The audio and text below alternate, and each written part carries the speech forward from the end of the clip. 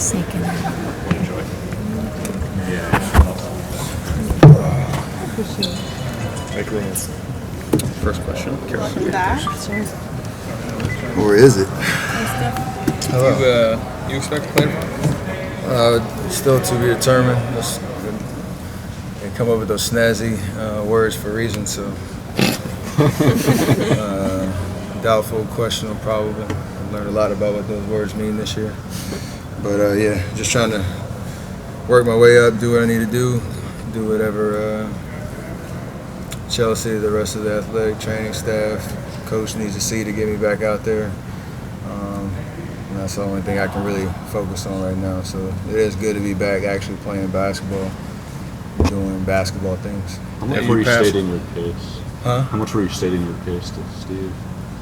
I was just telling him what's going on, and there's no real politicking at all. This is not that serious. It's just a matter of how you feel. Can you do this? Can you do that? And check off all the boxes along the way. And then once I get through all those checkpoints, have confidence in myself and my body, I'll be out there. So whether that's tomorrow night or Tuesday or Monday or Tuesday, whenever game 2 is or beyond, that's the process that I'm all too familiar with. Do you feel like you have that confidence now, or do you feel like you have that confidence now in your body, or what's I'm getting there for sure. Like I said, I've done a lot in the last 2 weeks, especially on my feet, moving, getting back to movements that I expect to do in a game, and trying to build that tolerance and intensity for what that means. And so my knee feels pretty good. I don't have any pain with doing things I've been doing.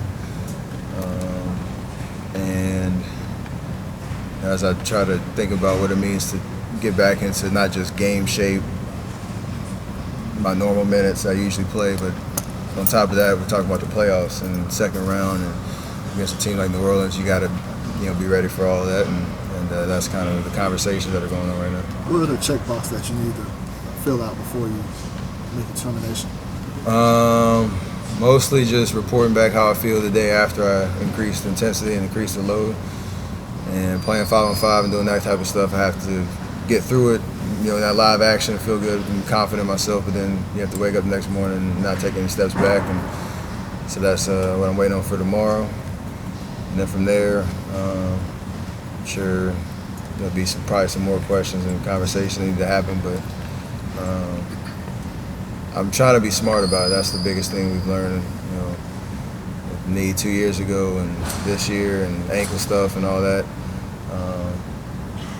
I want to be out there. Obviously, I'm competitive. I want to be there for my teammates. And when we're a full squad, we're tough to beat, and I want to be out there in the fray with my guys, and that's what it's all about. Steph, is there any role how New Orleans looked in the last series playing into your decision? Is there what? Is there any? How much does how New Orleans look factor into your decision? How good they look last? I didn't factor in at all. I know our team is capable of beating anybody. Coach has said it. We've all seen it in San Antonio series. Obviously, the Pelicans are playing really great basketball right now. But whether I'm out there or not, we have confidence in ourselves to win this series. I'd rather be out there, and that's what I'm working towards. But it's more so about just getting ready to play playoff type of basketball in minutes myself. And when I'm back out there, I'll be able to look myself in the mirror and everybody who's a part of that decision, and we all can agree on this was time to go. So last time around, you came off the bench that first game back and kind of eased into it. You mentioned right there, maybe you want to ease back the playoff action. Do you expect something similar, maybe not off the bench, but 20-something minutes, maybe the first game back?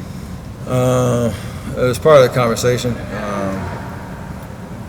The hardest thing is trying to monitor minutes and build up that game experience or whatnot, and not mess up, flow in the sense of guys have been in certain roles for the last 10 games of the regular season and first round of the playoffs, and the priority for us is to be the best team we can be. And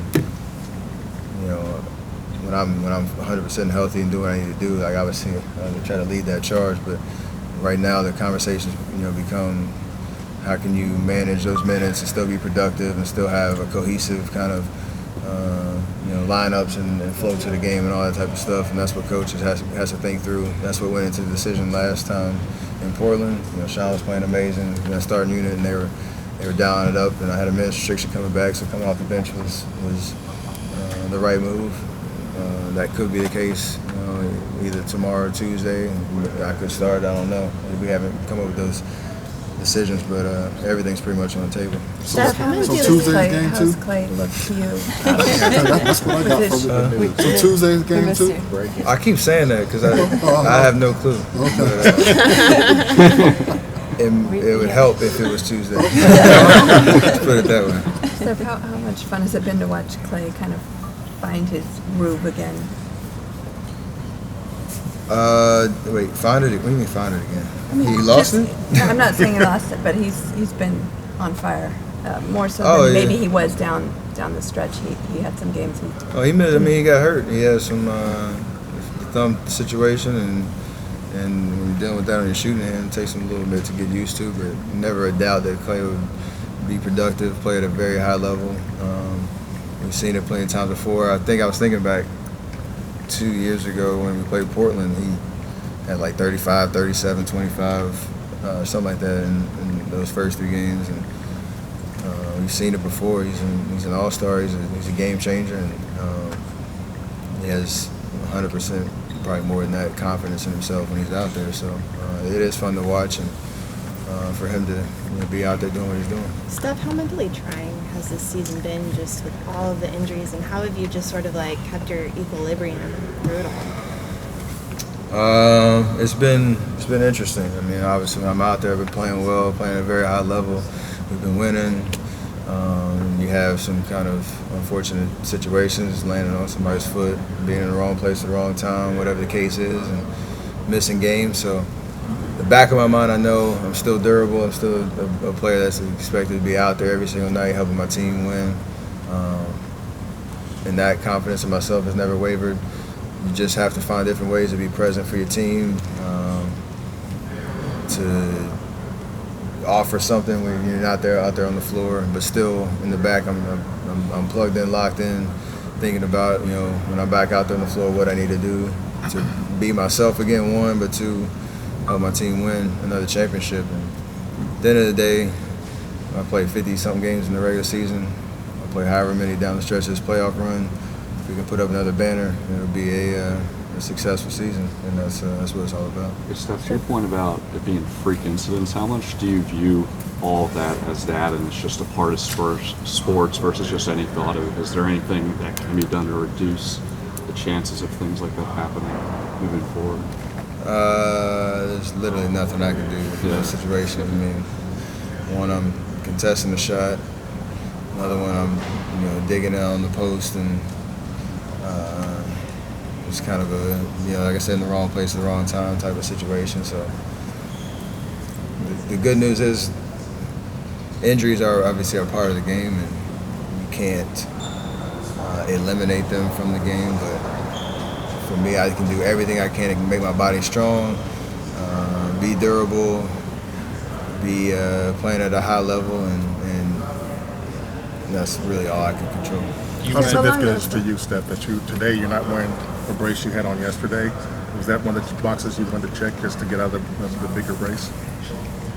Sort of like last summer, same kind of equipment concoction we came up with to make sure I'm stable and whatnot, but not be as limited out there. So that was always a part of the game plan. As I got more strength and mobility and confidence in my knee, I kind of weaned that down, and it feels good to know that I can do what I did today in practice yesterday without a significant brace and keep it moving. You mentioned the labels earlier, questionable, doubtful. They've listed you as questionable, which would signal it's about 50-50. Do you feel like it's 50-50, or you feel like it's going either way for tomorrow? Yeah, it's pretty accurate because I have confidence I'll wake up tomorrow feeling good, and there's still another layer of conversation need to happen about whether it's the right move to play tomorrow. But yeah, that's basically where it's at. Steph, Clay was taking us through kind of what he does the day after a game that he doesn't shoot the way he wants to. In terms of maybe sometimes you take 200 shots, maybe you take 50. You just have to kind of gauge what your body needs. How do you kind of know? It's a feel thing. It's about if you manage you monitor your fatigue level, because obviously the more during the season, 82 games, there's gaps in the schedule where you can go a little harder. Back-to-backs, obviously you can, whatever the case is. But me and Q come up, we call it the menu. So I walk over, open up the fake menu, read down the list and see, what type of workout we need. He usually tries to come up with, like, on a scale of 1 to 10, like a 2, a 4, a 6, 8 type of workout, and we go that way. So there's never really a set kind of regiment to it. I have certain drills that I like and I know help me in certain different facets of the game, but beyond that, it's kind of unpredictable. And more so, I like it because you don't really know what to expect on every single day. What's your relationship like with Chelsea Lane, and how is the trust deep in between you guys? I've seen way too much of her this year. Kind of sick of it, to be honest. You spend all that time with somebody. Man, I don't want to. She's an amazing person. Love her presence and that, and what she brings to the team. But I like to keep it more casual and not understand how much information and wisdom's up here in the head, because I've heard so much this year. I know so much more about my body and how it functions and things like that. But no, it's been great, and she's obviously helped me come back from injuries before and helped me again this time around. And I appreciate the attention to detail on it, because there are a lot of different factors that go into building an athlete and getting somebody through an injury and making them stronger on the back end. I think that's the biggest thing for me is when I've come back pretty strong and I felt like I've hit the ground running. So whenever the time is this time around, I hope to expect the same thing. Having gone through this already, does that help at all at this time? Does it make it less stressful maybe? No, it's the same, because I've been more at peace about it this time around, because like I said, I know how I came back last time and what to do and what not to do to give myself the best shot to get back to 100%. And the biggest thing for me is just the appreciation for my teammates and understanding how much pride I have being a part of this team and what they've been able to accomplish with all the injuries we've had this year. Not just myself, but battling through the crazy regular season we had, the ups and downs, how they handled the San Antonio series and our preparation for this series. So whether I'm out there or not tomorrow, like I said, full confidence in what we're about as a team to get a win in the series, and every guy stepping up and playing a role and being important to that process. So I think that's been the biggest thing, just the overall appreciation for what my teammates bring to the table, how I can help them when I get back out there. Have you talked to KD much about having to kind of carry this load while you're out? You guys have conversations about that? Not specifically about that, but it's just what normal teammates talk about, normal leaders talk about is what you see, adjustments you might want to make, encouraging each other when things are going down, and being your biggest supporter when things are going well. So we don't come in with talking points on like, hey, we need to do this, this, and this. It's more just a flow of like, hey, this is what I see, what you see. Keep doing your thing, keep being who you are. That's the biggest thing that I try to get across as we ended the regular season. Obviously, I wasn't out there, but just remembering who we are as a team, who we are as individuals, and while we're all here together chasing this trophy and what we all bring to that fold, we can't lose sight of that and chasing greatness. So that's what K embodies, and we all do it our individual ways, but they're all pretty important. Considering it's been like thing after thing after thing this season, how much of you getting back on the court also is just sort of like the mental hurdle of it? And just like...